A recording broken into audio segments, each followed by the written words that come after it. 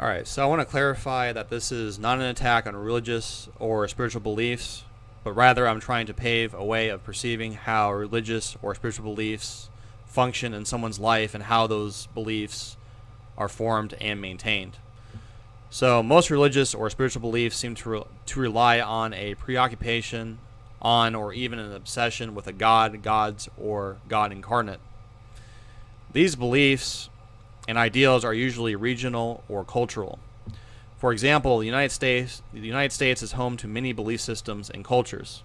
Some areas like the Bible Belt, which the majority are Christian.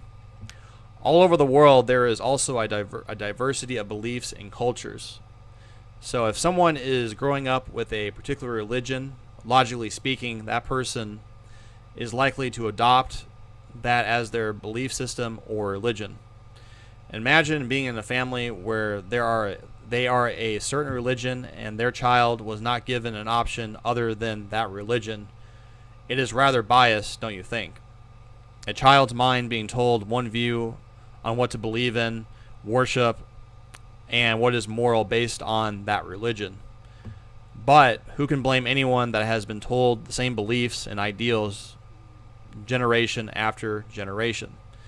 And if that's all someone knew as far as beliefs go, and you don't question it or look beyond it, it would naturally take its course to the next generation, wouldn't it?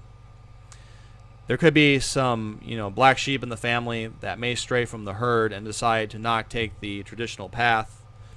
If they don't take the traditional path, are they damned if they do, or are they damned if they don't? And that's the interesting thing about different belief systems. There isn't just one, but there is many. If there just isn't just one, what is the correct one? And is anyone so arrogant to really say that their belief system is the right one and everyone that doesn't believe it is wrong? What a lot of religions teach is love and respect for one another. And when we look at the world around us, there isn't anything but the opposite. There is constant competition and criticism from one another.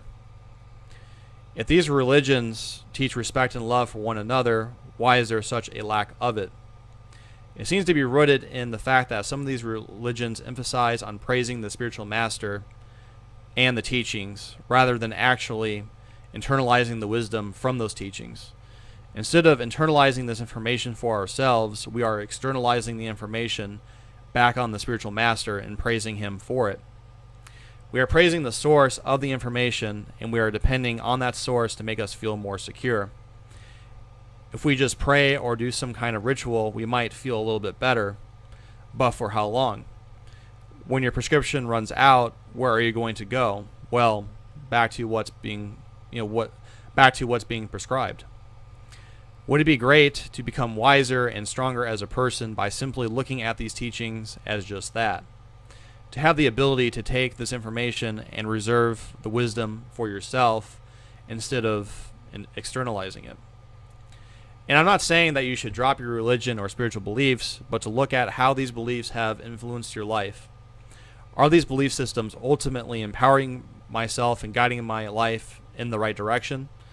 Is something going on in my life that is causing me pain and suffering due to a strongly held belief? These might be some questions to ask yourself. Also, you would have to think if these spiritual masters, as I like to call them, inspired world religions, wouldn't they have wanted you to use their teachings to empower you instead of worshiping them for the work they have done? If you are wise and had great teachings that had inspired millions, wouldn't that indicate they wouldn't seem so arrogant to not want to be worshipped and praised? Or maybe, just maybe, they just came up with these brilliant teachings just for that, so they can be idolized by millions of people and have the praise for those teachings fall back on them. Or their teachings have been warped by the egos of other people that teach their wisdom. Perhaps there are different interpretations and it was lost in translation. In either case, it seems that these various belief systems have wisdom in them. How you interpret and use that wisdom falls back on you. And as always, continue to explore the inner universe that is yourself.